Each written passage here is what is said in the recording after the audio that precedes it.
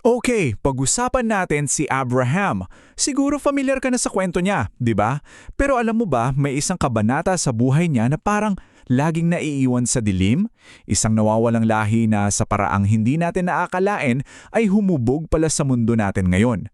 Tara, silipin natin. Pag sinabing mga anak ni Abraham, sino agad ang naiisip mo? Siyempre, sina Isaac at Ishmael.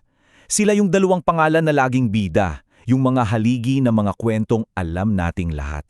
Pero, sila lang ba talaga? Kasi paano kung sabihin ko sa'yo na hindi lang sila dalawa, na ang totoong bilang pala ng mga anak niyang lalaki ay 8? Dito na nagiging super interesting ang lahat. At dito na rin magsisimula ang ating pagtuklas. Kasi sa likod ng mga sikat na pangalan na yan, may isang buong pamilya si Abraham na tila bastad na lang nabura sa kasaysayan. Halika, buksan natin tong nakalimutang kabanata. Ang susi sa buong misteryong ito ay isang pangalan na baka ngayon mo lang maririnig, Ketura. Nung pumanaw si Sarah, nag-asama ulit si Abraham. At dito, sa pagsasamang ito, 6 pang anak na lalaki ang isinilang. 6 na bagong linya lang lahi. So sino nga ba sila? At teka, saan sila napunta? Kilalanin natin ang mga tinaguriang anak ng silangan. Mga prinsipe na humubog sa isang rehiyon pero halos hindi natin napag-uusapan. Okay, ready? Ang mga pangalan nila, Zimran, Jokshan, Medan, Midjan, Ishbak at Shua. 6 na prinsipe, 6 na simula ng mga bagong tribo. Pero ang tanong, bakit parang kinalimutan sila ng kasaysayan? Bakit sila nanatili sa anino ng mga kapatid nila? So ganito yung naging takbo ng mga pangyayari. Nung namatay si Sarah, doon nagsimula ang isang panibagong chapter at isang bagong pamilya. Pero yung mga anak niya mula kay Ketura, hindi sila nanatili. Ipinadala sila sa silangan patungo sa isang ibang tadhana. At pansinin mo tong mga salitang to. Papalayo kay Isaac. Gets mo? Hindi ito simpleng pag-alis lang. Isa itong sadyang desisyon para ihiwalay ang linya nila sa pangunahing mana.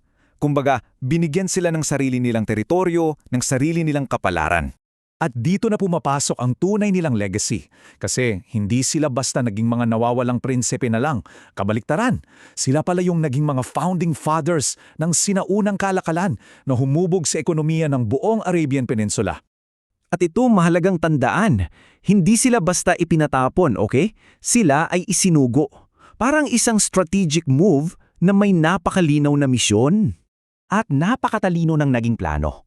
Una, nagtatag sila ng mga pamayanan sa Arabian Peninsula.